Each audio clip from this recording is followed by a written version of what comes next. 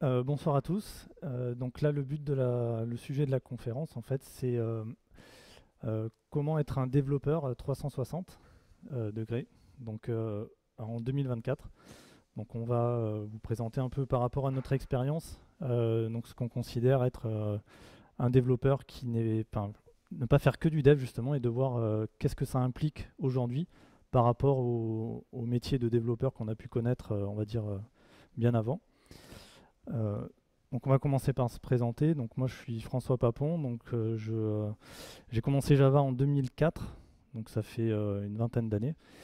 Et j'ai travaillé principalement dans des sociétés de services et j'ai commencé à l'armée. Donc j'ai pu voir quand même plusieurs choses un peu différentes.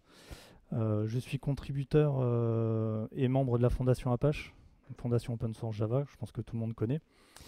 Euh, et puis, je contribue aussi au sein de la société UPIC.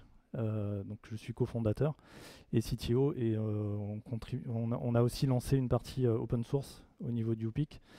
Donc, on expliquera ça un peu plus tard. Donc, Romain, je vais te laisser te présenter. Bonsoir, je m'appelle Romain Mani. Moi j'ai commencé Java en 2010 à peu près. J'ai fait une dizaine d'années autour de Javax, Jakarta, Microprofile, cet écosystème-là. Et puis un passage avec du big data. Enfin, j'ai un peu ouvert l'écosystème, on va dire. Et donc aujourd'hui je travaille chez UPIC.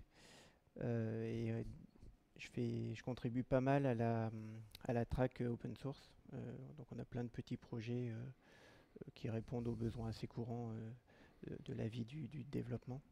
On en parlera un peu à la fin.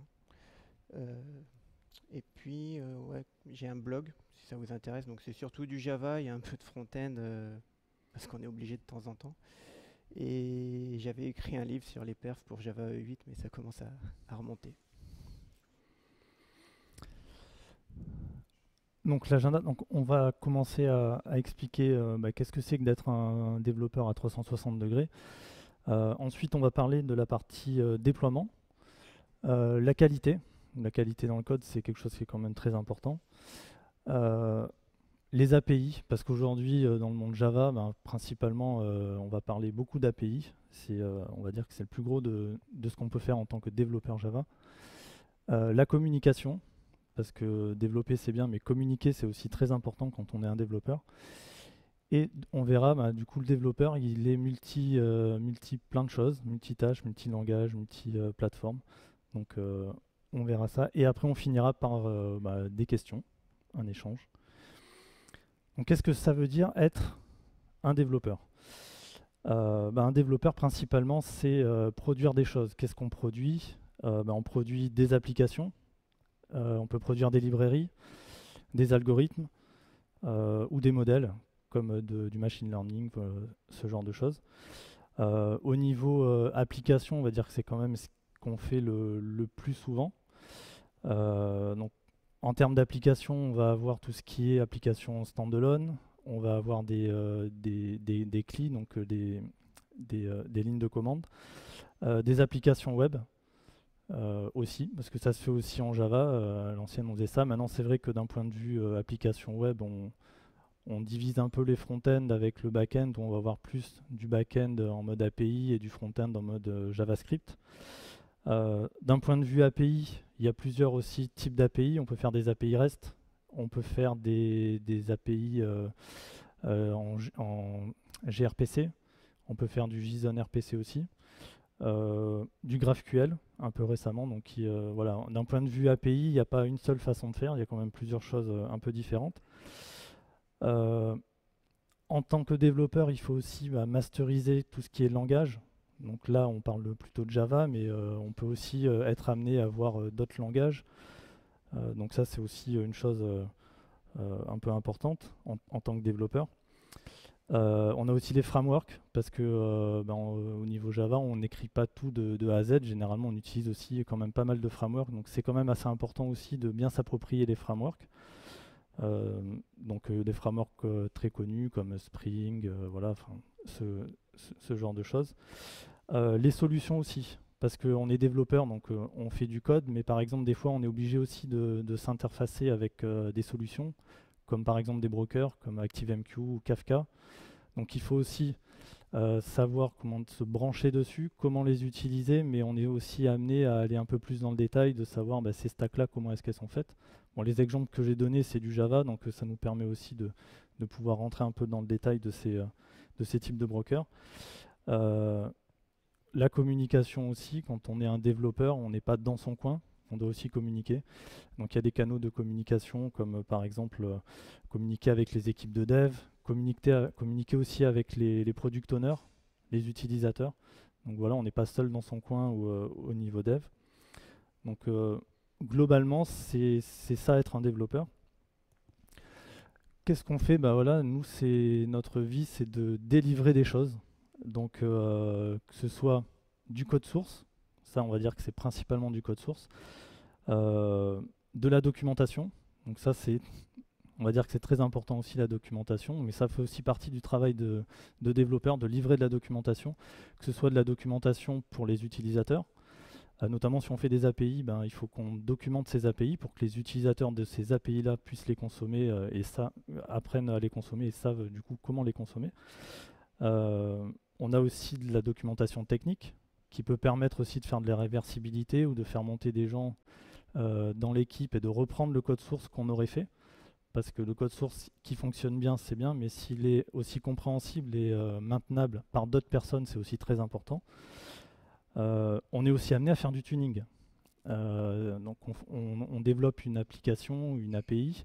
Après, il faut pouvoir aussi vérifier que ça fonctionne, mais aussi que ça fonctionne bien en fonction de la charge. Donc on a aussi cet aspect de tuning et de performance qui est important. Après, il y a un volet aussi d'observabilité. Donc il faut aussi livrer tout ce qui est observabilité. Donc quand on livre du code source, il faut aussi faire la partie log, la partie métrique. Donc c'est important qu'on puisse aussi monitorer. Donc il faut aussi inclure ça dans la partie code. Donc on n'a pas que le rendu, on va dire, fonctionnel, métier de ce que fait notre composant. On a aussi toute cette couche autour de, il faut pouvoir le monitorer, il faut avoir des logs compréhensibles. Voilà, donc tout ça, ça regroupe, on va dire, toute une liste de livrables qu'on doit faire. Donc le code source, c'est vraiment une partie, mais c'est pas c'est une grosse majorité, mais il ne faut pas oublier en fait tout ce qu'il y a autour, qui est quand même très important. Au niveau de la documentation, donc ce qui est important, nous, par rapport à notre expérience, on s'est rendu compte que, autant se le dire, en tant que développeur, on n'aime pas trop ça, la documentation. Des fois, ça peut être... on a envie d'aller vite aussi parce qu'il faut livrer ce qui est attendu et on passe des fois à côté de la documentation. Donc le but pour la documentation, c'est de se faciliter la vie. C'est pas d'y passer des heures et des heures. Donc c'est d'être efficace. Une bonne méthode, c'est aussi ce qu'on appelle la living documentation. Donc c'est la documentation qui est vraiment liée au code et qu'on génère à partir du même repository, on va dire. Donc on a un repository d'un projet avec le code source. On va inclure la documentation dans ce projet-là, ce qui fait que la documentation sera constamment à jour parce qu'elle fera partie du versionning du code source. Et ensuite, du coup, de faire aussi de la génération. Donc nous, ce qu'on fait, c'est qu'on utilise par exemple du ASCII-Doc. Donc on écrit la documentation en ASCII-Doc. Dans le code source, on peut mettre aussi certaines parties d'annotation qui permettent ensuite de documenter certaines parties du code source. Donc on a une partie en ASCII-Doc qui va être fonctionnelle ou technique. Après, on a des parties de documentation incluses dans le code source, comme de la Javadoc ou ce genre de choses. Et après, en fait, on génère un site HTML, on va dire, à partir de toute la doc qu'on aura écrit. Et ça, en fait, c'est généré à chaque fois qu'on va livrer une nouvelle version. Et au moins, on est sûr que la documentation est à jour. Parce que se balader avec des fichiers Word à l'ancienne, on va dire, c'est le meilleur moyen de ne pas avoir des documentations à jour.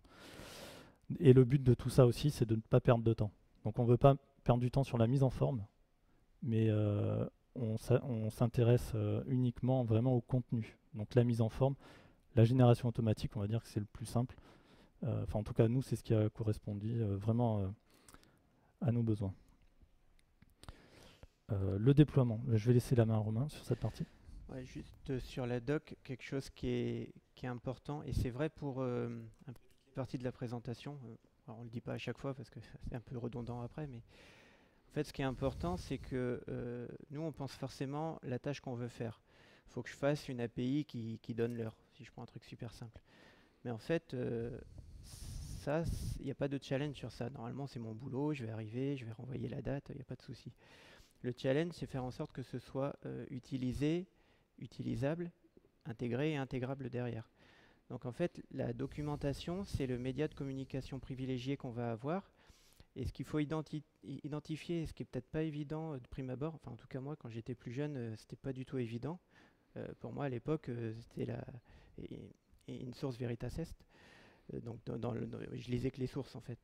Alors, les personnes qui vont consommer ce qu'on fait sont des DevOps, voire des Ops, qui n'ont même aucune idée de ce qu'il y a dans la source Java. Ça peut être aussi des utilisateurs finaux, donc un peu technique en général, mais un web service, si c'est, enfin j'ai eu le cas il n'y a pas longtemps, quelqu'un le consommait en faisant des scripts PowerShell. Bon, il faut pas qu'il aille voir dans les sources. Et après, il y a un niveau, le niveau d'après, c'est la personne extérieure. Parce que quand c'est dans la boîte, à la limite, on vient, on te tape sur l'épaule, on te dit j'ai rien compris à ce que tu as fait, comment ça marche. Bon, ça se passe plutôt bien en général. Quand c'est avec quelqu'un d'extérieur, en général, il y a une relation soit de partenariat, bon, là on fait une conférence, on arrive à s'en sortir, soit contractuelle. Et là, il faut vraiment être clean et livrer quelque chose qui soit utilisable et qui reste scalable pour nous développeurs qui produisons la fonctionnalité. Donc il faut vraiment avoir cette notion en tête de dire qu'on communique à plein de personnes différentes. Donc ça veut dire que potentiellement, François parlait tout à l'heure de générer des sites, euh, pseudo écrit manuellement, pseudo généré à partir des sources. Mais ça veut dire que potentiellement on génère plusieurs sites en fonction des personnes qu'on cible. Donc c'est un petit détail, mais ça change vraiment l'approche qu'on a avec les personnes et la façon dont nos livrables sont consommés derrière. L'exemple classique, je ne sais pas si on aura le temps de montrer, mais c'est si on ne veut pas faire quelque chose de trop compliqué parce qu'on reste en interne dans la même entreprise, donc là on ne va pas faire 10 000 sites, c'est on fait une page qui va avoir la configuration de l'application, donc les variables d'environnement qu'on peut injecter par exemple. On va faire une page qui vont être les configurations qu'on peut mettre dans la partie déploiement. Donc ça va être les Helm charts, ça va être, nous on utilise Bundlebee par exemple, qui est un équivalent de Helm. C'est pas les mêmes placeholders, c'est pas les mêmes clés, donc c'est pas les mêmes personnes. Et après on peut avoir une partie plus orientée interconnexion de l'application. Donc si l'application fait des appels à 3 microservices et 2 bases de données par exemple, faire un petit schéma, un diagramme, plan UML ou quelque chose de simple, qui permet de comprendre un petit peu l'infrastructure et ce qui va être nécessaire au moment du déploiement, mais plus physiquement. Donc voilà, il y a vraiment ça à garder en tête, que la partie code, en fait, c'est la partie la moins importante de ce qu'on fait. L'exemple, c'est le codeur Hero. Donc il fait des tonnes de fonctionnalités, il refait tout Red Hat, c'est un fou le mec. Par contre, il ne communique pas, personne ne va l'utiliser, ça ne sert à rien. Donc il a fait 10 000 projets, mais c'était pour rien. Donc la communication est super importante. L'exemple extrême, donc je ne vais pas citer de boîte qui a des initiales à 3 lettres, mais ils font des produits qui sont super mal finis, mais ils communiquent tellement bien que toutes les boîtes les achètent. Donc la communication, c'est super important. Donc après, on va passer au déploiement du coup, puisque c'est ce qu'il y a sur le slide. Donc ce qui est important, c'est de comprendre qu'aujourd'hui, même si tout le monde n'est pas passé sur Cube, c'est quand même là. Je pense qu'on doit être à bien 50-60% de déploiements qui sont basés sur du Cube. Ça se voit plus ou moins. Donc c'est important de comprendre ce qu'il y a derrière. Pourquoi c'est important pour un développeur? Parce qu'au final, je pourrais me dire, moi je m'en fous, j'ai mes petites variables d'environnement, j'ai mon file system, je suis content. Parce qu'en fait, en comprenant ce que Cube apporte, notamment aux ops, je vais aussi comprendre ce que je peux enlever dans mon code. L'exemple classique, c'est j'ai besoin d'un service discovery, donc je code une application qui fait des contrats, j'ai besoin de récupérer mes utilisateurs. Je pars du principe que j'ai un microservice utilisateur. Comment je fais pour le récupérer? Bah, si on va voir la doc Spring, on va mettre Eureka. Je ne sais plus comment il s'appelle, Spring Cloud quelque chose. On va mettre une brique logicielle.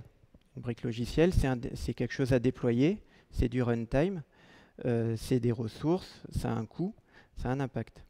Et il faut le maintenir et s'assurer que c'est up.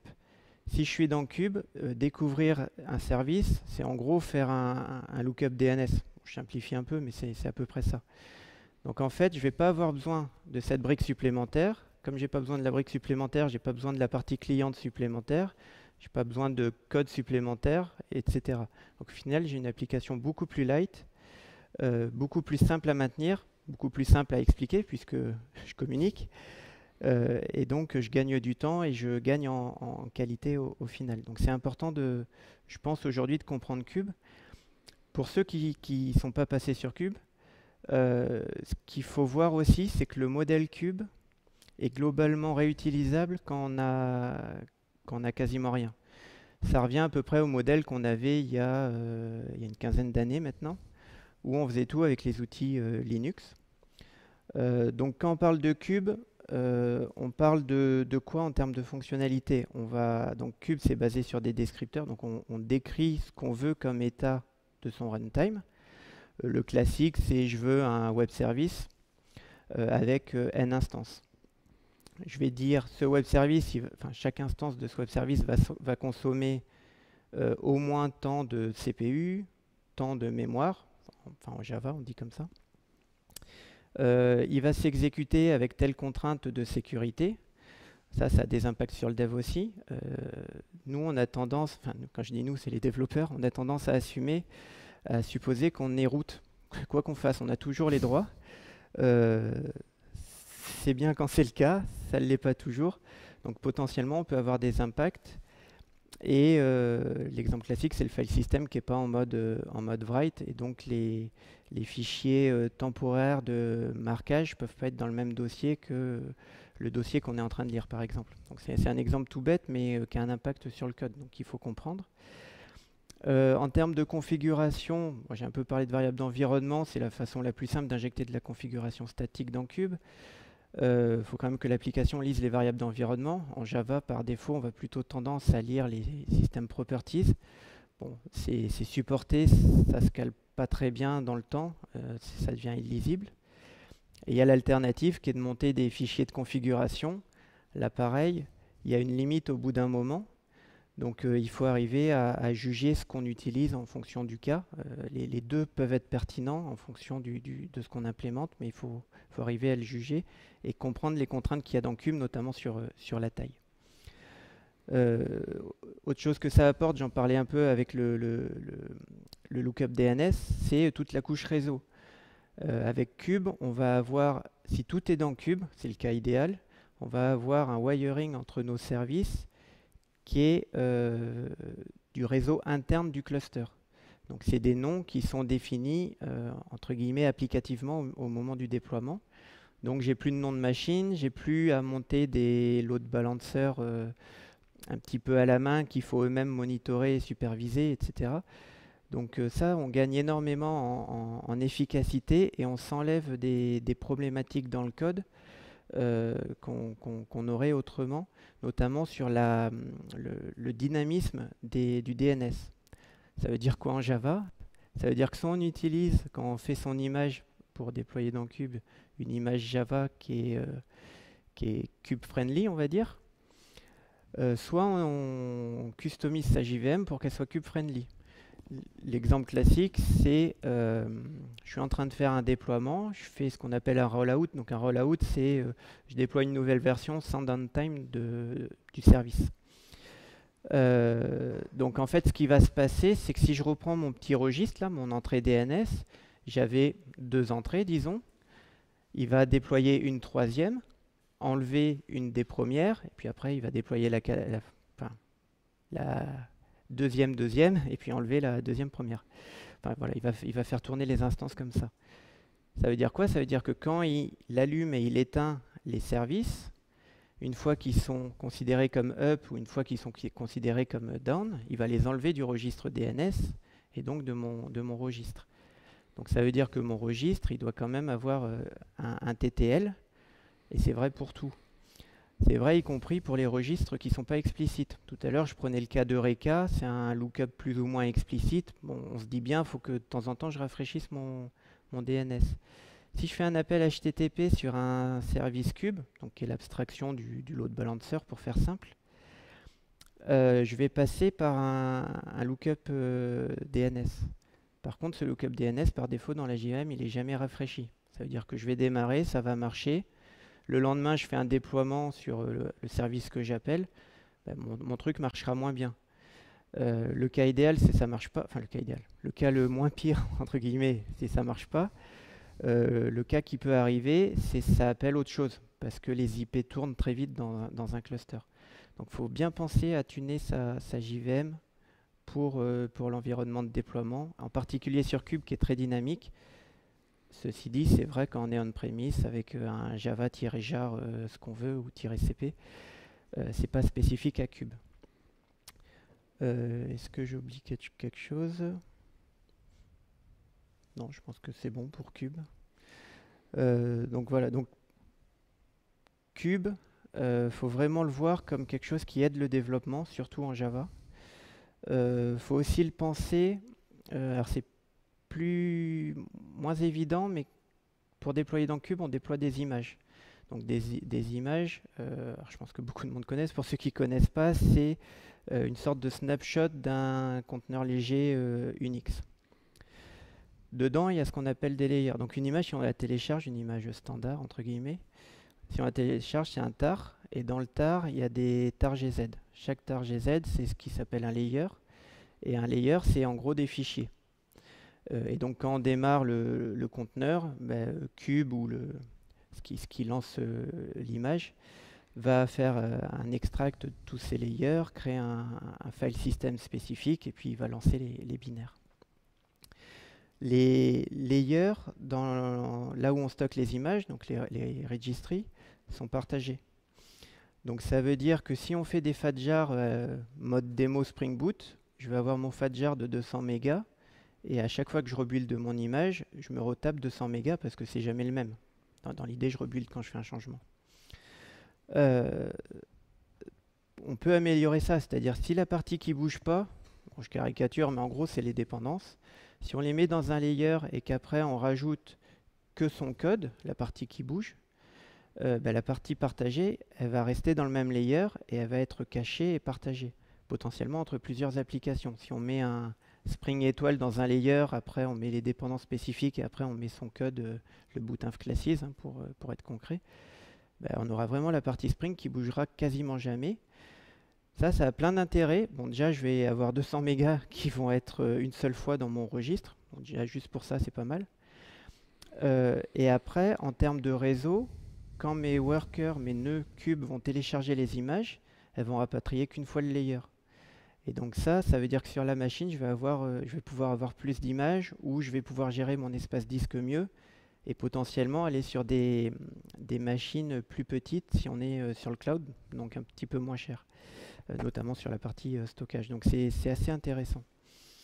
La vitesse aussi de démarrage n'a rien à voir, parce que du coup, à l'extraction, on est plus rapide. Donc les fadjars, faut éviter. Donc ça, c'est bon. Un compagnon alors, c'est venu beaucoup avec Kube, c'est ce qu'on a appelé l'observabilité. Alors, c'est un nom super élégant pour quelque chose qu'on fait depuis... moi, j'ai toujours connu ça auprès des ops, mais avant, les devs n'y étaient pas trop sensibles. En gros, l'idée, c'est de savoir ce que fait l'application. Donc, François en a un peu parlé. Il y a 3 piliers principaux. Il y a les logs. Voilà, j'ai fait ça, telle personne a fait ça, etc. Il y a les métriques. Donc ça, c'est j'ai tant de requêtes par seconde, tant de sessions en même temps, etc.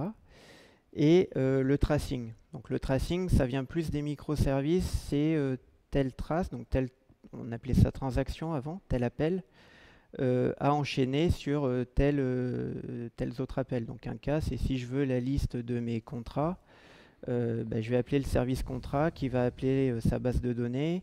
Après, il va appeler le service utilisateur qui va appeler sa base de données et potentiellement appeler un serveur O2 ou que sais-je. Et donc le tracing, c'est dire, pour avoir mes contrats, en fait, j'ai eu 10 appels, base, HTTP, Kafka, pourquoi pas, etc. Ce qui est intéressant à voir, c'est que tous ces piliers ont un impact sur le dev. Donc les logs, on se dit, ouais, je ramène SLF4J et puis ça va bien, de temps en temps, je mets une petite ligne et je suis content. En fait, non, parce que qu'est-ce qui va se passer avec ces logs? Il y a un agent qui va aller les récupérer et les mettre dans un collecteur de logs. Et après, on les exploite dans Grafana, Kibana, enfin ce qu'on veut, quoi. Le problème, c'est que pour que des logs soient exploitables, il faut qu'elles soient parsables. Donc en fait, au niveau dev, il faut qu'on s'assure de pouvoir loguer dans un format qui soit simple et efficient en termes de parsing. Si on met du JSON par exemple, c'est ce qu'on fait souvent dans Cube, parser du JSON c'est rapide, c'est simple, il n'y a pas d'ambiguïté. Si on fait du log avec Grok, donc qui est basé sur des regex, c'est pas très compliqué à configurer. Par contre, le CPU il va exploser. Et ce qui va se passer, c'est soit on va pas arriver à parser, analyser, indexer les logs assez vite, et du coup on va commencer à manquer des logs. Soit on va avoir besoin d'une infra de malade juste pour récupérer les logs, ce qui est un peu dommage.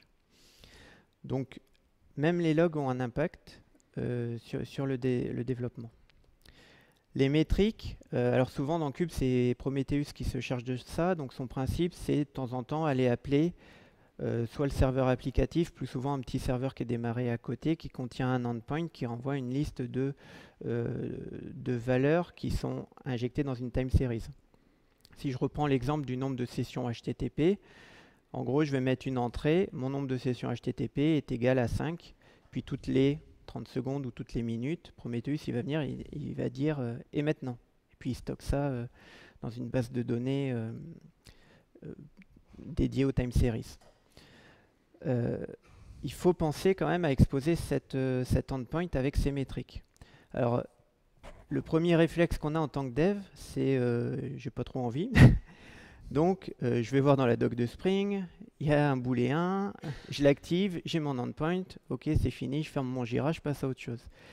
Le problème de faire ça, c'est que d'une part, Spring va ramener un petit peu la terre dans cet endpoint. Donc, il faut penser que derrière, chaque métrique est stockée toutes les minutes, disons. Donc, ça a un coût en termes de stockage. Donc on ne veut pas forcément stocker tout et n'importe quoi, parce que même si l'éviction et la rétention est correctement gérée dans les bases de données qui gèrent le back-end de Prometheus, ça veut quand même dire que potentiellement on va réduire la durée de rétention parce qu'on stocke trop de données. Si je stocke si je stocke le nombre de sessions alors que je suis stateless et que ça prend 10 mégas, c'est 10 mégas en moins dans le temps pour mon nombre de requêtes en temps réel, par exemple. Donc, faut penser à filtrer cet endpoint, c'est super important. Et puis, il faut aussi penser à s'assurer que les noms de cet endpoint sont d'une part normalisés. Alors, si on prend les trucs par défaut, Spring, c'est forcément normalisé, il fait la même chose pour tout le monde. Normalisé, c'est pour faire des dashboards interservices, c'est assez utile. Et d'autre part, que les noms sont construits de telle sorte à ce que les dashboards aient un sens. L'exemple classique, c'est est-ce que je mets le nom de l'application dans ma clé de métrique ou est-ce que j'ai une clé de métrique qui est plus technique, nombre de requêtes, et que je mets le nom de mon application dans un tag, donc une métadonnée que j'associe à ma métrique. Et donc là, comme ça, je peux faire un diagramme où je dis je veux tous les nombres de requêtes. Donc j'aurai le nombre de requêtes de toutes mes applications, alors soit par application, soit agrégé. Mais ça va m'éviter d'avoir à faire un jeu de requêtage en disant tu me fais la somme de l'application contrat plus la somme du nombre de requêtes de l'application utilisateur, etc. Et ça peut devenir très vite compliqué. J'ai un exemple récent où la convention de nommage c'était non application underscore la métrique. sauf qu'on a une centaine d'applications. Donc là, pour faire des diagrammes agrégés, il faut qu'on rentre 100 time series. Ça veut dire que derrière, ça va aller faire 100 requêtes au lieu d'en faire une seule dans la base de données qui est derrière Prometheus. Donc ça a aussi des impacts en termes d'infra et donc en termes de coût. Donc le nom est important. Si je prends Spring, qui est ce qui est le plus répandu, par défaut, ils sont pas mal. Il faut quand même vérifier que les tags sont bien construits et correspondent à ce qu'on veut. C'est encore plus vrai quand on a un agrégateur, un Grafana par exemple, qui est inter-environnement. Alors c'est souvent le cas Dev UAT par exemple, ou Dev QA, enfin, ce genre d'environnement pas prod en général, où on va vouloir injecter l'environnement dans les tags. Ça c'est quelque chose qu'on oublie des fois et après ça peut être compliqué. Et le tracing. Alors le tracing c'est intéressant parce que on n'est pas loin de l'APM, on n'est pas loin de la perf, mais on est un tout petit peu en dessous parce que sinon on a un overhead trop fort. Mais on garde les traces. Donc les traces, comme je disais tout à l'heure, c'est une sorte d'arbre. Le problème, c'est que si on trace tout, donc on active encore l'autre booléen dans Spring Boot, on peut avoir des traces qui sont énormes. J'ai eu le cas où on avait des problèmes de perf sur une appli pour un client. Une trace, c'était 1200 span, donc 1200 entrées dans la trace. Ça, en termes de perf, c'était l'overhead induit juste par le tracing était fou. Donc, il se peut qu'en termes de dev, on doive ajouter ou prendre en compte cela pour essayer de limiter la taille des traces. Ce qui a aussi, alors il faut le faire avec le travail sur les performances, bien sûr, mais ça a un impact sur les performances. Pour le cas dont je parlais là à l'instant, où on avait 1200 spans par trace, on est passé à 200 spans par trace. Et la perf, elle a fait fois... On a gagné 50% de perf, juste sur cette partie-là qui était automatique. Donc il faut faire très attention à ce qu'on monitore et pas juste voir activer le tracing pour l'application. Donc c'est pas un travail isolé. Malgré tout, ça reste l'observabilité, ça reste un travail en général demandé par les ops, mais il faut le prendre en compte côté dev. Et ce qui est très important, c'est essayer de comprendre l'impact sur l'ops, sur la prod, sur l'infra, côté dev. Donc essayer de reculer un peu de sa chaise et de son écran et de comprendre la big picture autour de ces tâches. Techniquement, ce sont que des choses simples. Mais qu'on fait jamais parce qu'en fait, soit on les comprend pas parce qu'on est trop focus sur le dev et le côté un peu geek, je veux mettre une annote, ça va être cool, soit parce qu'on parle pas aux bonnes personnes ou que l'info est pas redescendue correctement. Mais derrière, si on prend le point de vue du chef d'entreprise, l'impact en termes de coût est énorme parce que ça veut dire qu'on va livrer une version. Soit elle va être rejetée dans le meilleur des cas parce qu'elle passe pas en QA, en test, en bench, ou quand ça veut aller en prod, les ops disent ça ne correspond pas à ce qu'on attend. Soit ça va y aller et on va observer une dégradation et avoir des problèmes, voire des régressions comportementales, notamment liées au perf. Donc c'est important de l'avoir, de le penser avant une mise en prod, mais c'est aussi important d'aller parler à ses collègues pour essayer de comprendre ce qui est attendu globalement, et en particulier à ceux qui se lèvent la nuit.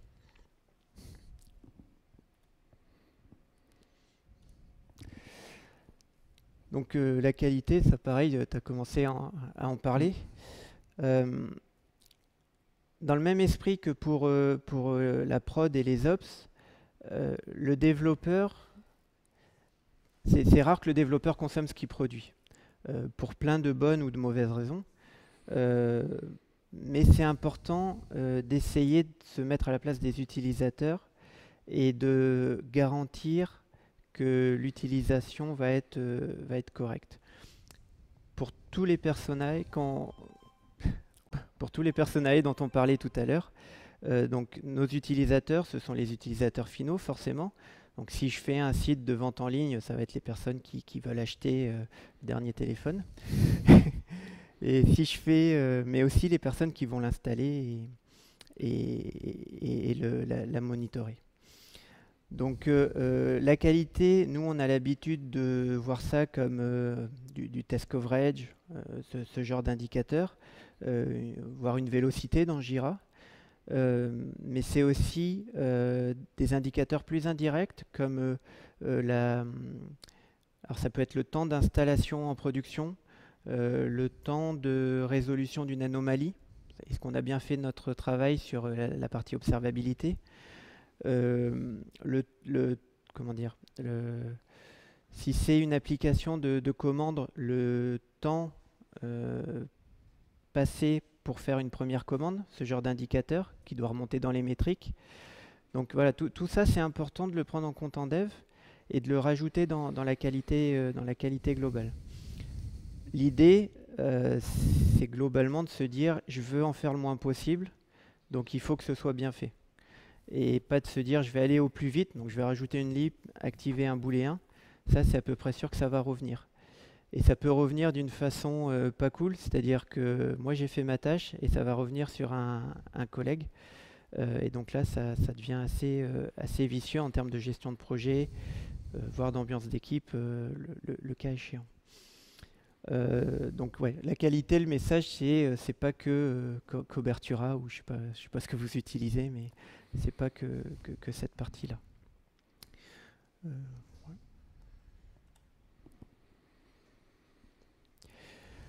Ouais. Alors ce slide, bon, c'est plus pour essayer de dire, c'est important en tant que développeur d'avoir l'esprit ouvert.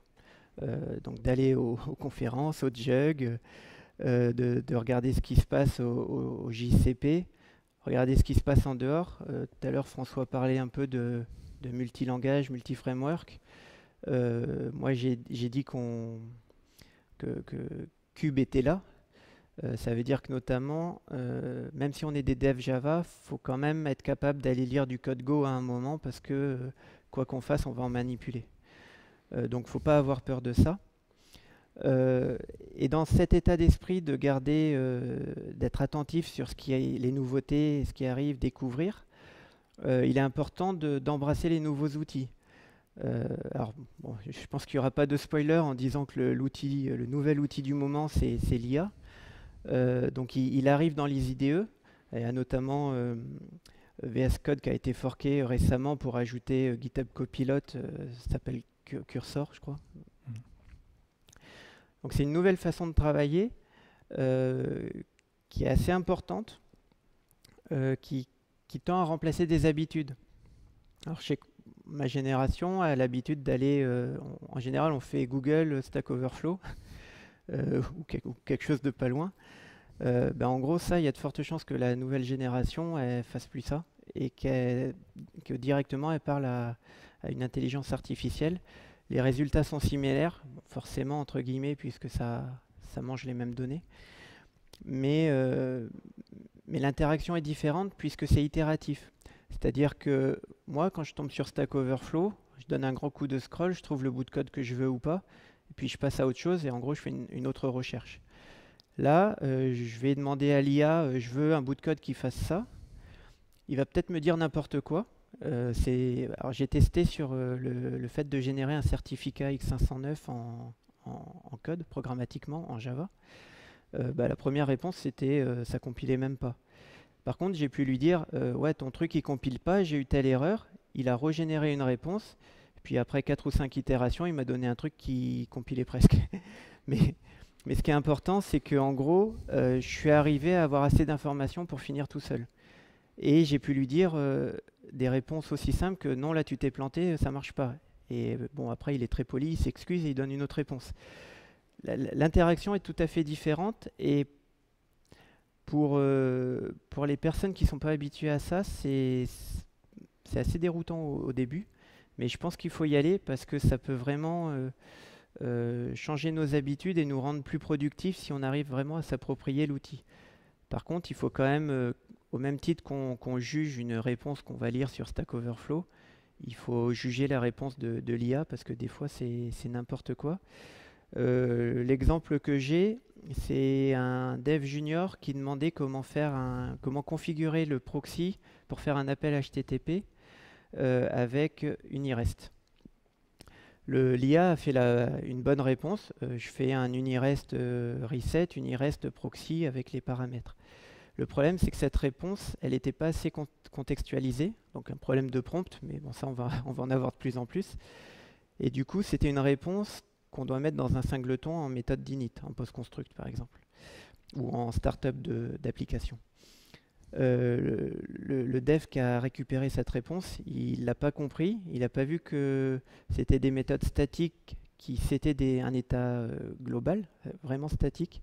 C'était pas une méthode statique sur un thread local ou quelque chose comme ça. Et donc il a mis ce code-là dans une méthode onRequest. Et donc en gros, à chaque requête, il reset le proxy. Donc en fait, on ne sait jamais si on va passer par le proxy ou pas au final. Surtout s'il y a deux requêtes concurrentes qui ne settent pas le même proxy, qui était un peu le cas dans l'application. Donc il faut vraiment évaluer les réponses que nous donne l'IA. Mais je pense qu'il ne faut pas en avoir peur. Et de toute façon, si on en a peur, il faut bien se dire que les autres vont l'utiliser. Et que du coup, on va se retrouver plutôt derrière si on n'y va pas. Après, ça reste un outil, ça reste un gros dictionnaire. C'est juste que l'interface est un peu plus efficace et ce côté itératif peut vraiment avoir de la valeur et de l'efficacité. Voilà.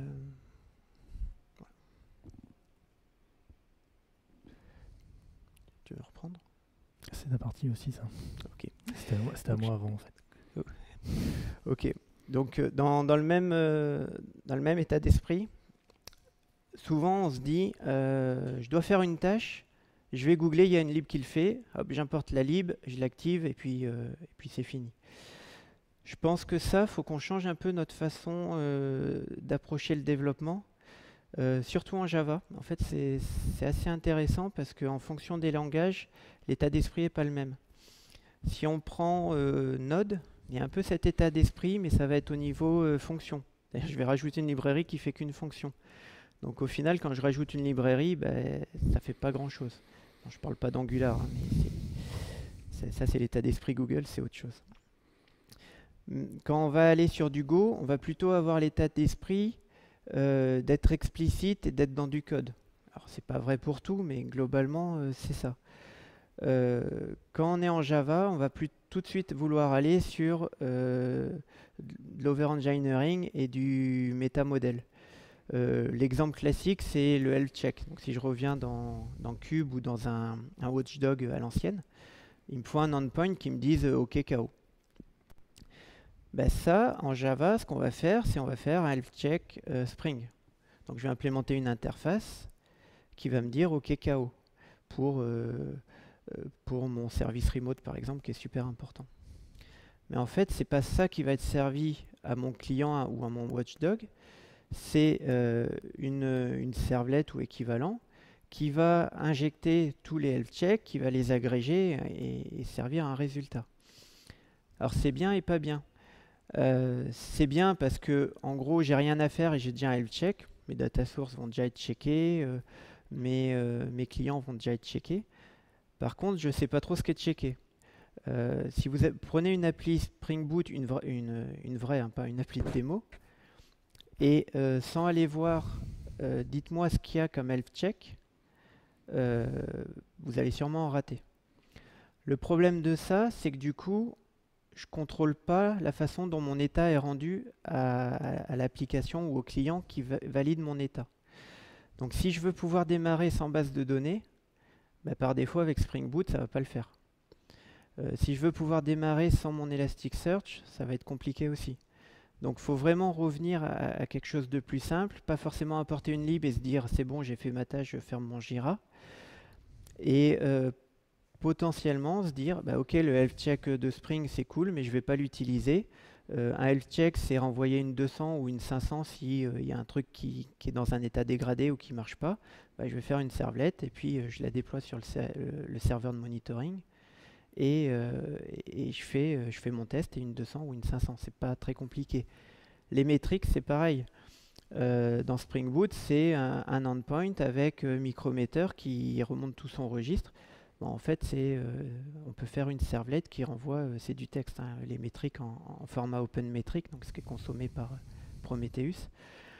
Donc des fois, ça vaut le coup juste de faire son propre endpoint directement. Et comme ça, je contrôle mes noms, mes tags et tout ce que je veux. Ça ne veut pas dire que j'utilise pas Micrometer, ça veut juste dire que la présentation est vraiment ce qui est servi, est totalement contrôlé et fait directement au lieu de passer par plusieurs couches d'abstraction. L'autre avantage de faire ça, je pense au health check notamment. Alors dans Spring Boot, je crois que c'est plus le cas, mais dans MicroProfile, c'est le cas. Tous les health checks sont synchrones. Sauf que souvent les health checks, ça check quelque chose de remote parce que quand on est dans la JVM, la JVM est là ou pas, donc il n'y a pas trop d'intérêt.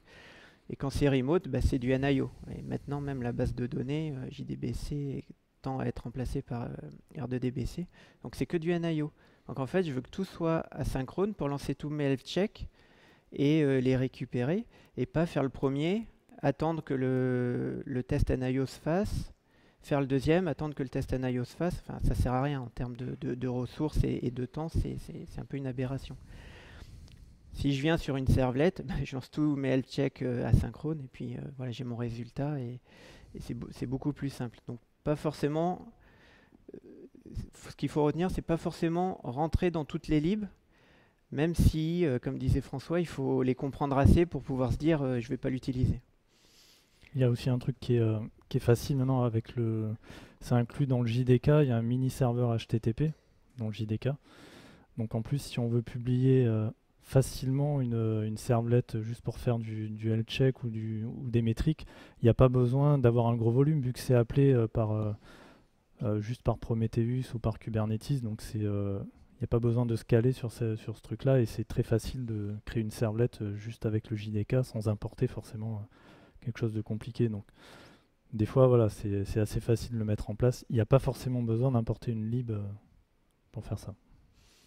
Ouais, et ça marche en Java 1.6. En plus. Ouais, du coup, sur la partie l'automatisation du déploiement, en fait, on se rend compte maintenant que c'est plus une tâche qui est liée aux développeurs. Avant, c'était pas forcément le cas. On faisait le développement, on livrait à la limite un WAR ou un jar qui était compilé, et puis après, c'était les ops qui s'occupaient justement de faire les déploiements, les serveurs d'application, etc. Aujourd'hui, avec Kubernetes, le principe, c'est que c'est les développeurs qui, du coup, en fait, l'infra met à disposition, on va dire, un cluster Kubernetes, nous donne accès. Et c'est à nous en fait de faire en sorte entre la CI/CD, etc., de pouvoir faire les déploiements automatiquement. Donc ça c'est quelque chose qui se rajoute à notre travail en fait de pouvoir faire ça. Ça nous permet aussi de pouvoir tester avec Kubernetes facilement en local. On peut utiliser par exemple Minikube pour pouvoir tester justement notre déploiement. Donc le principe de ces déploiements c'est aussi de les normaliser parce que en fait on utilise l'API Kubernetes avec des descripteurs en JSON ou en YAML pour faire les déploiements. Donc on a des templates et on appelle l'API de Kubernetes pour faire les déploiements de ces templates. Donc tout ça, il y a des outils, il y a par exemple Helm, donc nous on a fait quelque chose qui s'appelle Bundleby, mais en fait le principe il est tout bête, c'est on appelle une API. Donc ça c'est quand même un peu révolutionnaire et c'est très facilement intégrable dans une CI/CD. On peut faire ça aussi avec des plugins Maven, etc. Donc les déploiements automatisés, c'est vraiment quelque chose qui nous simplifie la vie, mais c'est aux développeurs de le faire. En tout cas, nous, dans notre expérience, c'est ce on s'est rendu compte de ça. Et ça permet aussi, comme on parlait tout à l'heure au niveau de la documentation, dit déploiement automatique, on a des templates et on a aussi la configuration avec des variables d'environnement, des secrets, etc. Définir aussi des quotas de limites de ressources, parce que c'est aussi aux développeurs de savoir combien de mémoire a besoin mon application, est-ce qu'elle a besoin de beaucoup de CPU, et c'est des choses qu'il faut on doit avoir conscience de ça maintenant, parce que si on prend le parallèle entre un déploiement sur des machines ou sur des serveurs ou sur des machines virtuelles, généralement on déploie dans une machine virtuelle. La machine virtuelle, elle a un nombre de CPU, de mémoire et nos instances. On a une instance sur une VM si on est riche. Et en fait, c'est cloisonné. Là, on est dans Kubernetes, donc on a X serveurs et toutes les applications partagent toutes les ressources. Donc c'est important de bien cloisonner nos applications en termes de ressources de CPU et de mémoire, parce que sinon bah, une application peut tout consommer d'un coup et puis du coup impacter le reste. Et donc ça c'est très important. Et c'est pareil aussi d'un point de vue on va dire plus budgétaire. Si on est sur du on-premise, on peut le cloisonner. Si on est sur du cloud ou du service managé, etc., bah, plus on consomme, plus on paye. Donc c'est aussi très important de pouvoir, d'avoir cette partie-là. Donc ça facilite la vie parce que du coup on est plus autonome en tout cas sur les déploiements. Le développeur devient, alors, on parle de DevOps, mais du coup c'est un peu plus du développeur qui fait ça que de l'Ops, mais c'est le développeur qui fait de l'Ops en fait. C'est un peu le principe. Ce qui est intéressant sur ça, c'est qu'en fait, pour configurer l'application, le plus à même de savoir ce qu'il y aura à configurer, c'est le développeur. Même si on fait une super doc avec toutes les variables qu'on permet de tuner, en général, c'est assez compliqué à lire et à ingérer pour un Ops. Donc si le développeur fait un premier jet de ce qu'il faut configurer, mettre des défauts là où on peut, et il y en a beaucoup en général dans les applications, bah, c'est beaucoup plus simple. Et l'avantage qui est super important induit par ça, c'est que du coup, je peux faire tourner en local ce qui tourne en prod. Parce que du coup, je package pareil, je package un conteneur, je vais faire tourner dans un mini-cube. Alors, il y a la version de cube qui peut différer un petit peu, des limites sur des namespaces qui peuvent être un peu différents, mais globalement, je vais quasiment faire tourner ma prod en local. Et ça, c'est un avantage énorme, c'est qu'on a moins, on le perd pas complètement, mais on a moins l'effet ça marche pour moi, quoi. Donc le fait de faire très tôt l'automatisation du déploiement et de s'assurer, et c'est cette partie-là qui est plus dure, que les ops vont réutiliser la même, ça permet vraiment d'unifier la chaîne et quand il y a un problème, on le ramène tout de suite en dev. Alors que sinon, on passe 1 ou 2 jours à essayer de le reproduire, c'est galère et on n'est pas sûr qu'on a fixé ce qu'il fallait. Et en plus, dans les chaînes de CI/CD aujourd'hui, ce qui est intéressant avec cette automatisation aussi, c'est qu'on peut, par exemple, si on utilise GitHub ou GitLab, par exemple, on peut faire des pipelines qui vont déployer en dev. Ensuite, si tout se passe bien, on peut exécuter des tests aussi automatisés. Si à la fin des tests automatisés sur un environnement, bah, tout est vert, ça peut envoyer le déploiement automatiquement sur l'environnement de recettes, par exemple, etc. Pré-prod, prod. On peut faire un déploiement automatisé. On a fait ça chez nos clients, de la dev jusqu'à la prod. Sauf que la prod est, on va dire, pas complètement automatisée parce que personne ne veut envoyer en prod directement depuis la dev automatiquement. Il y en a peut-être qui veulent le faire, mais bon, nous en tout cas, nos clients veulent quand même garder la main sur avant que ça parte en prod. Mais ça se résume juste à faire un merge d'une branche sur une branche de prod par exemple spécifique. Donc le fait de déclencher le merge, ça va déclencher le déploiement en prod. Donc le déploiement reste automatisé, mais il reste quand même une action humaine pour en tout cas déclencher le déploiement. Mais voilà, et c'est vrai que d'un point de vue développeur, aujourd'hui c'est quand même beaucoup plus simple pour nous de pouvoir reproduire et de s'assurer en tout cas que ce qui tourne chez nous et sur les différents environnements tournera en production. Parce qu'il y a moins de différence en fait. Tout est API. Ça c'était sur ta partie ça. Si tu veux. J'ai pas les notes. En fait, bon, cette partie-là, elle est plus rapide. L'idée, c'est de dire, on est dans l'ère du cloud. Et en fait, ce qui a été induit par ce mouvement, c'est que tout est devenu une API. C'est-à-dire, je veux envoyer des SMS, bah, je fais un appel HTTP. Je veux pousser sur une queue, je peux faire un appel HTTP. Je veux l'heure, je fais un appel HTTP. Donc en fait, ce qui est très important et central aujourd'hui, c'est avoir un bon client HTTP. Alors ça semble bête dit comme ça, mais c'est pas ce qu'on a tendance à faire. Si je reprends l'exemple, alors je caricature un petit peu pour aller vite, mais je prends Spring Boot et je ramène le SDK du vendor à chaque fois, Amazon, je vais ramener je me rappelle plus, enfin il y a une solution de sécurité qui a son SDK, etc. En fait, ce que je fais, c'est que je ramène à chaque fois un nouveau client HTTP, voire le même mais shadé, donc c'est le même mais c'est pas le même. Je ramène un nouveau marshaller, des marshallers JSON, etc. Donc c'est pas super optimisé. L'avantage que j'ai, c'est que les API sont encapsulées, mais en fait, j'ai totalement perdu le contrôle de ce que je fais.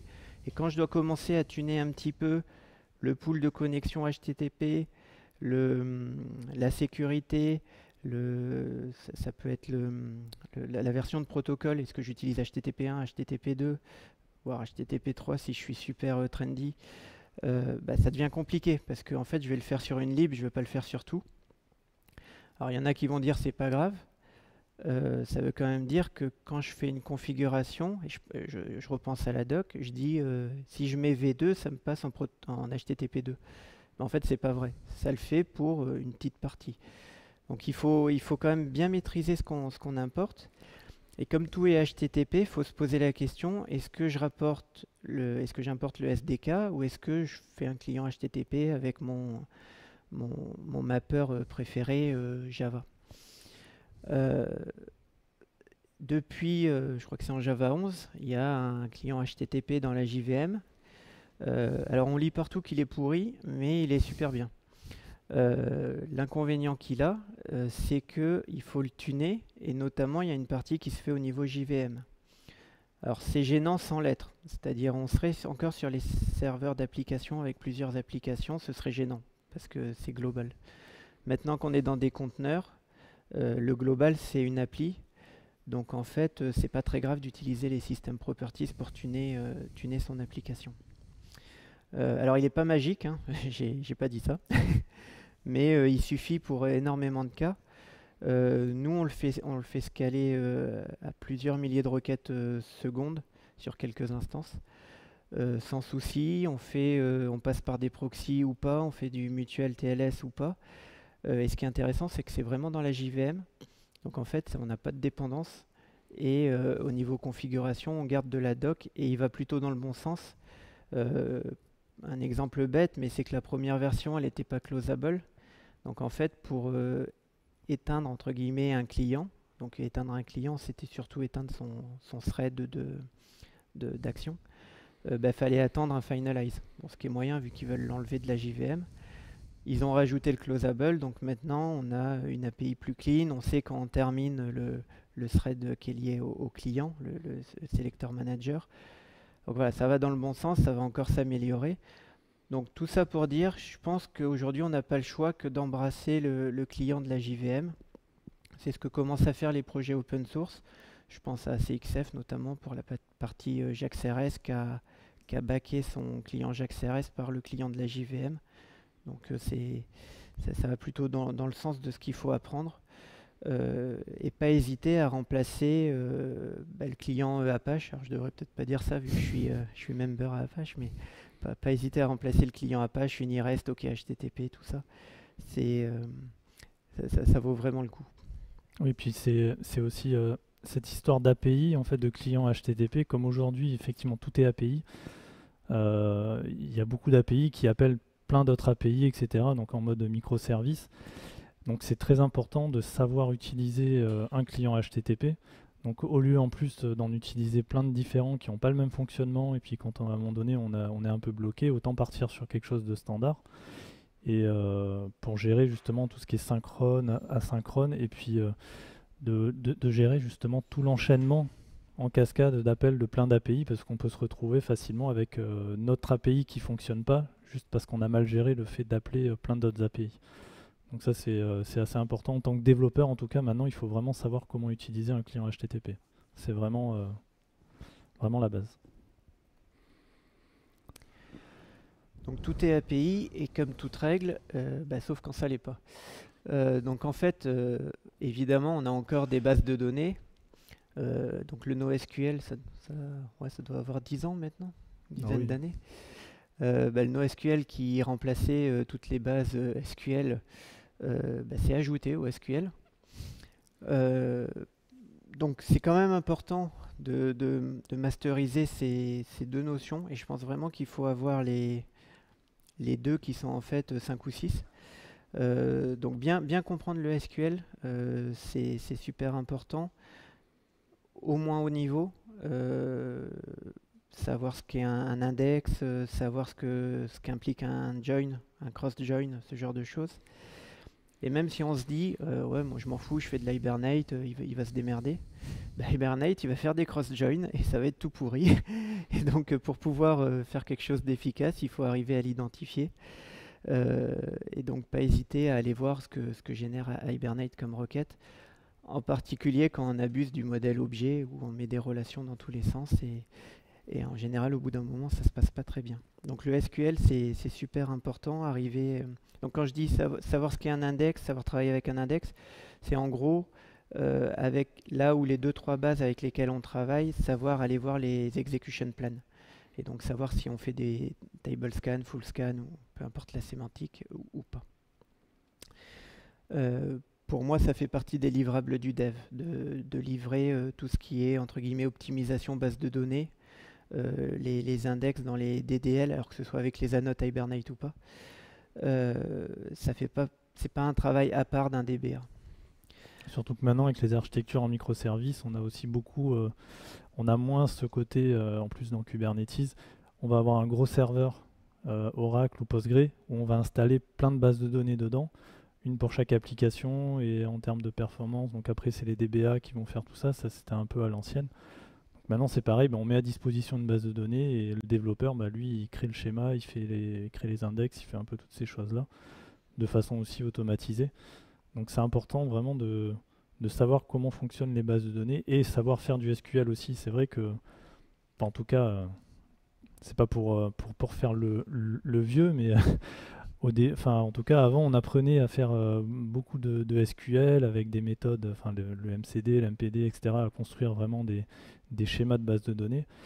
Et c'est vrai qu'avec les ORM comme Hibernate, on a un peu plus tendance à faire du modèle objet et de se dire c'est la librairie qui va gérer toute seule. Et quand on a des problèmes de perf et tout ça, ou alors on n'arrive pas vraiment à faire ce qu'on veut, on essaye de tirer les choses dans tous les sens avec les many to many, one to many, etc. Et à la fin, on se retrouve avec quelque chose qui est très compliqué, qui n'est pas performant. Et si on était en mode on écrit notre requête SQL à la main, on s'en sortirait mieux en fait. Donc c'est important aussi de réapprendre ce qu'est le SQL. On le voit avec des juniors qui sortent d'école qui du coup ne savent pas forcément ce qu'est une base de données et faire du requêtage sur une base de données. Ouais, sur Hibernate, il y a un petit fun fact. C'est qu'on avait sur une application, donc c'est pas nous qui l'avions développé, on a juste participé au bench et l'amélioration des perfs. On avait des problèmes sur certaines requêtes. Et donc en OSS, on a un driver qui permet de réécrire des statements. Donc c'est juste une sorte de proxy. Quand il voit un statement, il peut remplacer par un autre. Et avec Hibernate, ça marche pas out of the box. Parce qu'en fait, Hibernate, quand il génère les alias des colonnes, donc si j'ai un select city as underscore call underscore 1 underscore 2, enfin il fait un truc comme ça. En fait, dans les nombres qu'il y a au niveau de l'alias de colonne, il y a des compteurs, et parmi ces compteurs, il y en a un, il est statique. Donc ça veut dire que si l'ordre des requêtes n'est pas le même entre deux démarrages, on n'a pas le même nombre, on n'a pas le même alias, et on ne peut pas réécrire en faisant un matching complet du statement. Donc on doit faire un matching en prenant en compte l'index et en le réinjectant correctement dans la réécriture. Donc c'est un détail, mais il faut faire attention quand même à ce que fait le framework qu'on utilise, et encore une fois bien le comprendre, parce que sinon on met en place des optimisations. Donc on capture la requête à un moment, on la réécrit, ça va beaucoup plus vite. Et au démarrage d'après, parce que l'utilisateur a cliqué sur un autre bouton en premier, on a perdu notre optimisation. Donc bien comprendre ce qu'on fait. Le NoSQL, bon, je vais aller vite, mais c'est à peu près la même chose. Ce qui est intéressant avec le NoSQL, c'est qu'il faut bien maîtriser les fonctionnalités spécifiques de la base qu'on utilise. Par exemple, je pense à Cassandra. Dans Cassandra, il y a la notion de TTL. Donc on peut s'en servir pour gérer des sessions ou des données entre guillemets persistées mais volatiles. Je pense si on stocke les traces dans Cassandra, pour reprendre l'exemple de tout à l'heure, On peut lui dire tu les stockes pendant une semaine et après tu me les enlèves. Il faut quand même garder en tête, pour rester sur l'exemple de Cassandra, quand on supprime dans Cassandra, c'est un peu compliqué. C'est pas fait pour supprimer des données. Donc il faut aussi s'assurer que le use case qu'on implémente correspond à la base qu'on a choisie. Bon, je ne vais pas toutes les faire parce qu'on est déjà pas mal, je pense. Tu veux faire? Non, j'y vais. Bon, le packaging, on en a un petit peu parlé tout à l'heure avec Docker. On garde cet effet, je rajoute des dépendances. Et c'est encouragé par les docs des frameworks mainstream. À titre personnel, je pense qu'on gagne à chaque fois à se poser la question, est-ce que ça vaut le coup de le ramener? L'exemple qui a été flagrant, c'est autour de Java 8. On va encore me traiter de vieux, hein, mais autour de Java 8, jusqu'à Java 8, on avait l'habitude de ramener commands étoiles d'Apache, commands lang, commands IO, commands, etc. Depuis Java 8, je pense qu'on peut tout béner, on ne perd pas grand-chose parce que c'est plus ou moins rentré dans le langage, directement ou indirectement. Mais du coup, on a des dépendances en moins. Alors on se dit, bon, commands lang, ça paye pas de mine, commands IO, c'est pas très grave. Ce sont des librairies. Qui dit librairie dit gestion de cycle de vie des librairies, donc les montées de version. Alors, si j'oublie, c'est pas grave, sauf s'il y a une faille de sécurité. Et même des libs aussi simples que commands.io ont des failles de sécurité. Donc une librairie, une ligne en plus dans le dossier lib de ce qu'on package, ça a un impact, ça a un coût. Et donc en général, il vaut mieux prendre le temps de se poser la question quand on ajoute une lib, en particulier si elle a des dépendances transitives, si ça vaut le coup ou pas.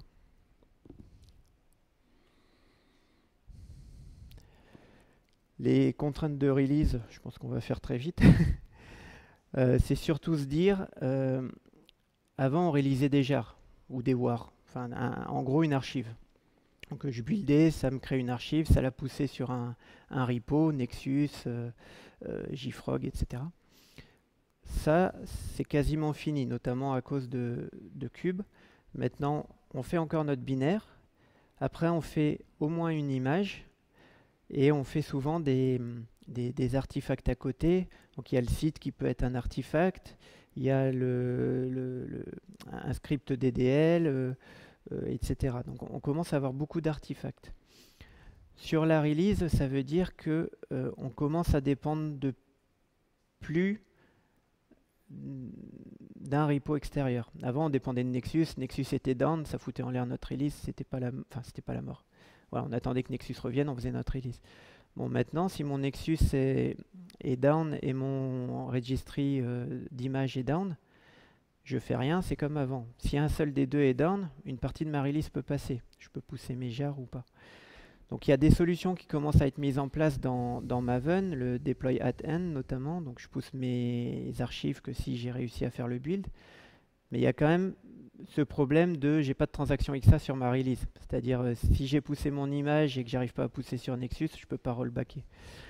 Donc les releases doivent être de plus en plus résilientes et on doit être capable de reprendre des releases.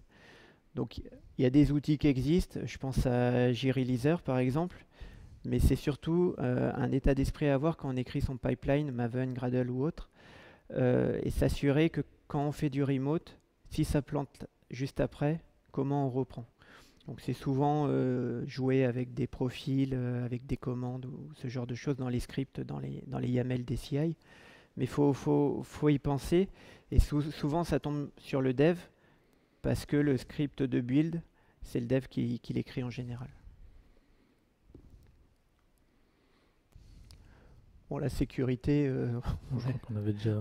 on en a un peu parlé. Ce qui est important, c'est savoir les failles de sécurité qu'on livre. Les failles connues, parce que forcément celles qu'on ne connaît pas. Mais, et donc pour ça, il y a plusieurs outils. Pendant le build, OSS Index, qui est open source, c'est intéressant, c'est un plugin Maven ou Gradle, et ça peut faire planter le build s'il y a des failles de sécu connues.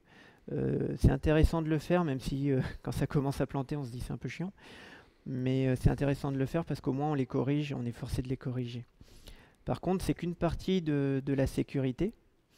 L'autre partie, c'est le runtime. C'est-à-dire quand je build depuis, j'ai déployé mon image d'il y a un an en prod, il y a peut-être des failles qui sont apparues dans ce que j'ai livré. Et ça, il faut quand même le scanner. Donc il y a plein de façons de faire. Il y en a beaucoup qui sont payantes. Je sais que j'en ai mis une en place basée sur de l'open source en appelant les API Docker, en utilisant les SBOM, donc qui sont le format un peu officiel de liste de dépendances pour faire des scans de sécurité. Il y a des bases de données gratuites, etc. Donc on peut faire un truc un peu custom gratuit, c'est là où je veux en venir. Mais c'est important de l'avoir. Le plus simple, c'est quelque chose qui appelle le cluster, qui récupère les images qui sont déployées et qu'après on soit capable de faire matcher les images avec un SBOM, donc la liste des dépendances concrètement, pour confronter ça à une base de données de failles de sécurité. Ça a aussi un impact sur le dev, parce que si le SBOM n'est pas produit, confronter l'image avec la liste des dépendances, il faut repartir des pommes, c'est un peu laborieux, s'il y a des profils, on ne sait pas trop. Donc c'est au moment de la release, il faut bien penser à pousser le SBOM qui produit le binaire. Donc ça, encore une fois, ça tombe chez le dev. Et ça là-dessus,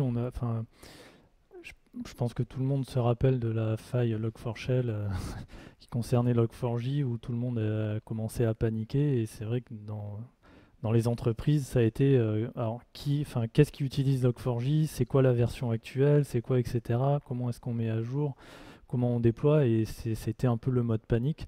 Et c'est vrai qu'avec ce genre de traitement un peu automatisé qu'on peut mettre en place, de check régulier, en fait ça permet de faire gagner quand même beaucoup de temps. Et aussi c'est important de faire des mises à jour de version régulièrement et de ne pas attendre qu'il y ait des CVE, parce que si on est sur une très vieille version et qu'on doit par exemple monter de 10 versions d'un coup, on peut se retrouver à être obligé de mettre à jour d'autres versions aussi.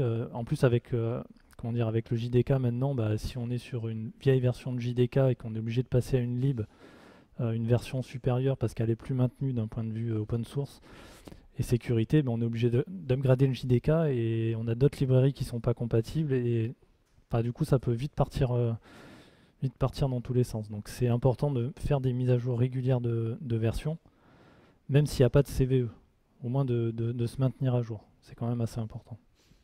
Oui, d'où le fait de ne pas avoir trop de lib. D'où le fait de ne pas avoir trop de lib aussi, c'est ça qui est important. Et le JDK aide aussi parce qu'il y a de plus en plus, il s'enrichit de plus en plus en fait. Ça, je vais le faire. Le com, ouais. Ouais. En fait, le développeur, comme on disait, c'est quand même très important, c'est aussi de pouvoir communiquer, de ne pas rester dans son coin. Parce que, en fait, s'il faut... notre travail, c'est quand même de satisfaire un besoin. Donc il faut comprendre le besoin. Il faut pouvoir échanger avec les gens qui expriment le besoin. Il faut aussi essayer de savoir pourquoi est-ce que la personne a demandé ce besoin. Quand on travaille pour une entreprise, on fait de l'informatique et aujourd'hui ça prend de plus en plus de place dans une entreprise. C'est lié au business, donc c'est aussi important en tant que développeur de savoir pourquoi est-ce que je fais cette API, à quoi elle va servir, et d'un point de vue business dans mon entreprise, qu'est-ce que ça va apporter. Et il y a aussi des dépendances, donc suivant si c'est un gros projet. Donc en fait c'est important de pouvoir bien comprendre le contexte de ce qu'on fait, et aussi de pouvoir partager avec les autres pourquoi est-ce qu'on fait ça. Parce que on n'est pas isolé en mode je fais juste mon application, je suis tout seul et puis elle servira etc. On fait dans une architecture aussi un peu en mode microservice ou en mode back-end et front-end, c'est pas les mêmes équipes. Il y en a qui font du JS, d'autres qui font des API en Java. Il faut pouvoir aussi communiquer avec ceux qui font le front-end. Donc de plus en plus, en tout cas, il faut un peu ressortir la tête et essayer d'expliquer ce qu'on fait, et aussi communiquer avec les autres développeurs qu'on peut avoir dans une équipe ou au sein de la même entreprise ou de la communauté pour demander de l'aide.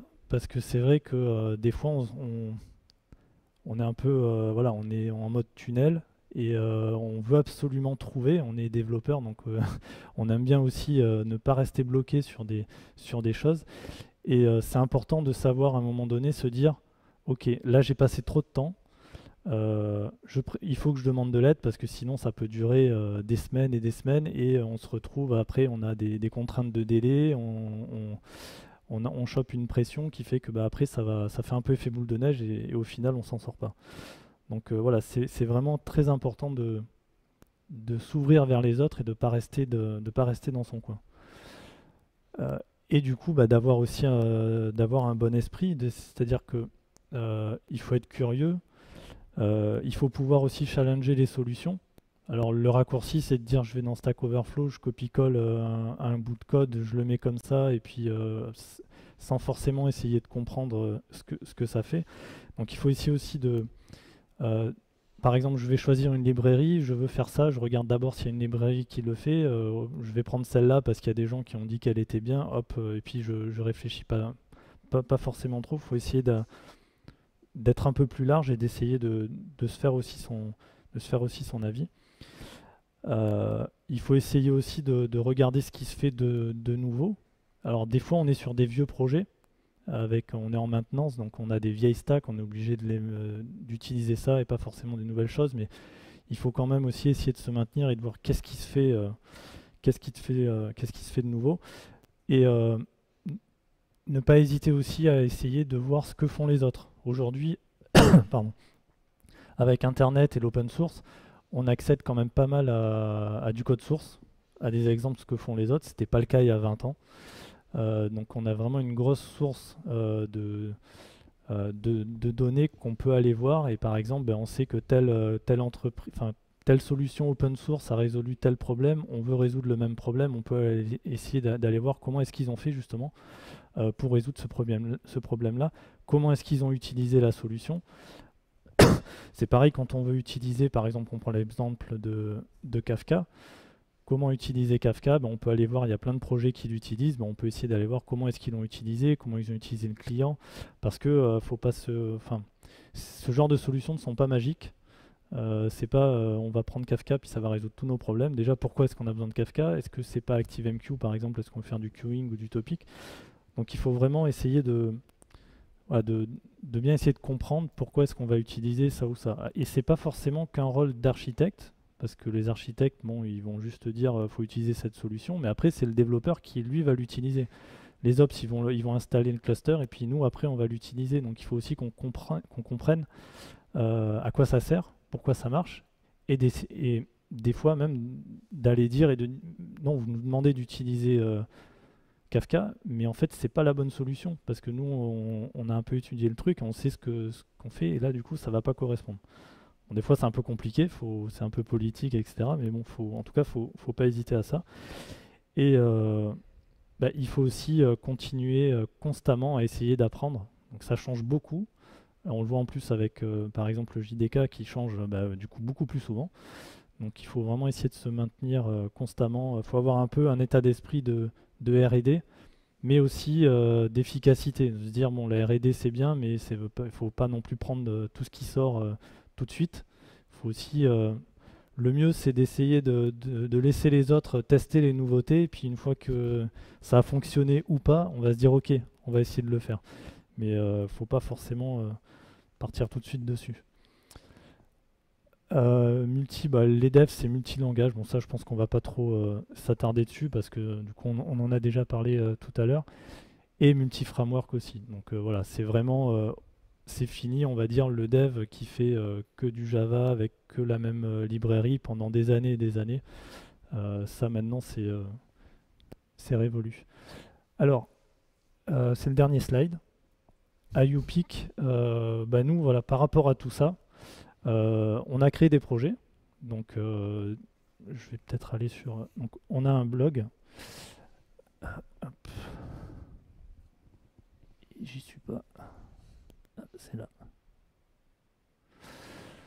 Voilà, donc YouPeak OSS. Et en fait, par rapport. Ah mince. Ça, c'est l'effet démo. Hop. C'est parce que. En fait, quand on avait une problématique, soit qu'on avait déjà eu, entre guillemets, dans notre passé, soit pour plusieurs clients, on a essayé de sortir une solution, entre guillemets, générique, mais dans l'esprit toujours assez light. On a essayé de rester assez proche du JDK et de faire en sorte que ce soit réutilisable le plus possible. Et en général, quand on fait des missions pour de nouveaux clients et qu'on est assez libre sur les technos, on arrive à utiliser ces stacks-là. Alors c'est un peu perturbant au début dans le sens où c'est pas, si on prend la partie web par exemple, ça va pas être comme Spring, on va pas faire papa-maman, on va faire le minimum. Par contre, on arrive avec le même niveau de qualité, on arrive à avoir l'observabilité, on arrive à avoir les web services, la sécurité avec du JOT, etc. Pour le déploiement, c'est pareil. On a fait Bundlebee, donc c'est un concurrent d'Helm entre guillemets pour aller vite. Le constat, c'était de se dire, bah, déployer dans Cube, c'est en gros un client HTTP. Alors je simplifie, mais c'est en gros ça. Le challenge de Helm pour les devs, surtout Java, c'est qu'en gros, il faut savoir coder en Go pour faire de l'Helm parce que ça utilise le templating Go qui est plus ou moins un subset du langage Go. Le layout n'est pas forcément naturel. Le serveur, c'est pas les serveurs Maven auxquels on est habitué. C'est de nouvelles infras. Donc on a fait Bundlebee qui essayait de réaligner un petit peu les planètes et de merger les deux mondes. Ouais, en fait, le principe, c'est de faire du templating, donc décrit en JSON. Donc on décrit notre déploiement en JSON avec une gestion de dépendance comme on peut l'avoir en Maven. Par exemple, on peut dire bah, je veux déployer telle application, tel conteneur qui est mon API, tel conteneur qui est ma base de données, et je vais les chaîner. Je vais dire j'installe d'abord la base de données, une fois que c'est installé et que c'est up, là j'installe l'API. Donc voilà, on a moyen de chaîner le déploiement dans Kubernetes. Et l'avantage aussi, effectivement, c'est qu'on n'a pas besoin d'installer un serveur pour stocker les templates comme dans Helm. On peut les stocker directement dans un repository Maven sous forme de jar. Et après, donc, quand on veut faire les installations, bah, c'est en JSON, mais c'est comme un Maven, un pom.xml. Donc c'est pour ça que du coup nous on s'était lancé là-dessus et effectivement bon, nous on l'utilise et ça nous simplifie quand même pas mal la vie.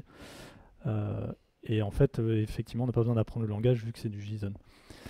On avait après aussi c'était bon, on a un projet qui s'appelle Fusion où là c'était plus un constat où on s'est dit en fait on voudrait avoir quelque chose de plus léger par rapport à ce qui existe aujourd'hui pour notre usage. Donc on a fait ça pour du développement en interne, pour nos projets à nous.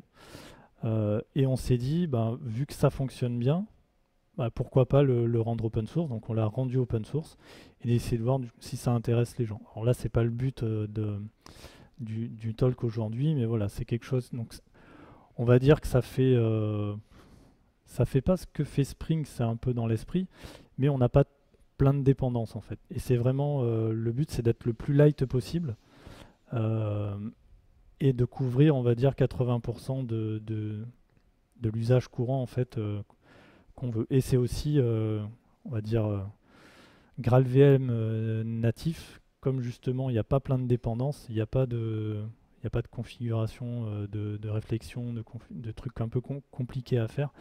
Tout s'intègre automatiquement et du coup ça reste aussi bah, très léger vu qu'il n'y a pas 50 000 choses de dépendance. On utilise, la seule dépendance qu'on utilise c'est Tomcat pour le serveur HTTP et tout le reste en fait on l'a fait nous-mêmes. Donc il n'y a pas de dépendance vraiment spécifique. Voilà, donc après, donc ça c'est tout ce qu'on a pu faire pour nos clients ou en interne, voilà, tout ce qu'on a pu faire, bah, on a rendu tout ça open source. Donc ça continue à vivre puisque c'est nous qui les utilisons. Et bah, n'hésitez pas en tout cas à contribuer hein, si vous les utilisez. En tout cas, vous êtes les bienvenus. À les tester, à nous donner des feedbacks. Voilà, donc faut pas hésiter là-dessus. Du coup, si je reviens sur les slides.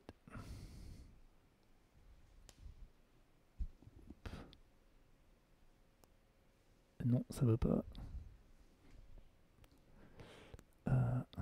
Du coup, je vois pas. Non, c'est pas là.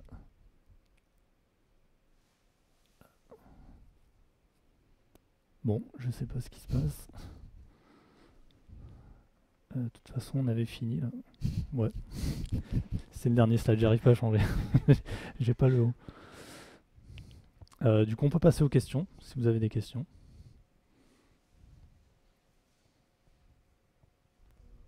Ouais.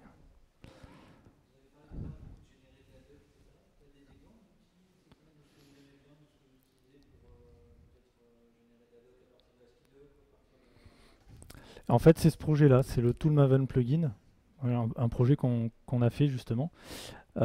Et en fait, si on va euh, sur tous les projets, donc si je vais sur celui-là, voilà. En fait, ça a été généré à partir du projet qu'on a créé. Donc ça s'appelle Minisite. Et donc tout ça, c'est que de l'ASCII-doc en fait.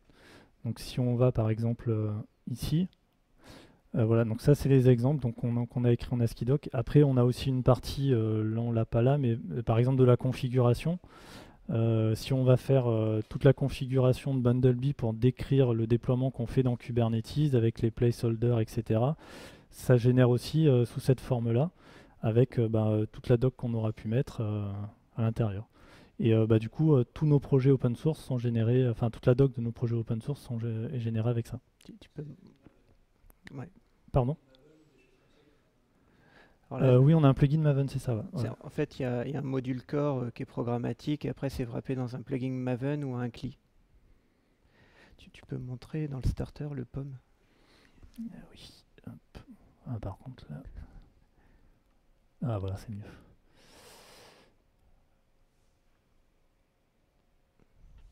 Voilà. Hop. Donc, on a un starter aussi. Clique sur Minisite à droite.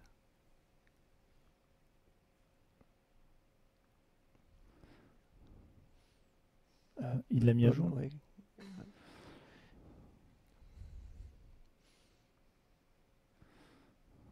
Descends. Tu vas voir le plugin. Ouais, là.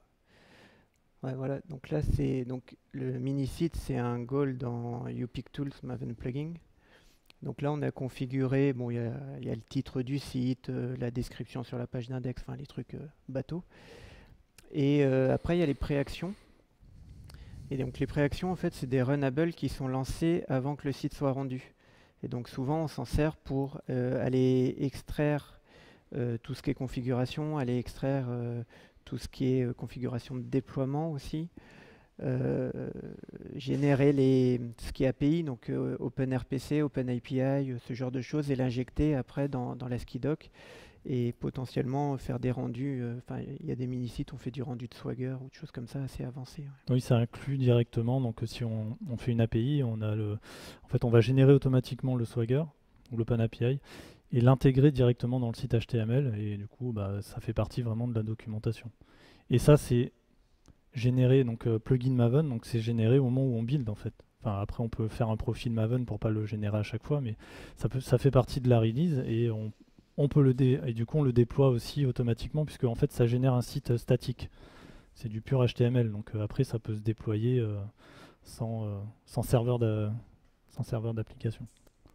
Ça, c'est par exemple, ce site-là, c'est du GitHub Pages. Et cette page-là, c'est une appli Preact qui est injectée dans le mini-site.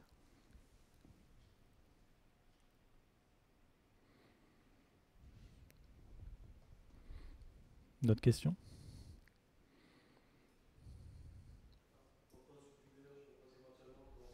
Ouais.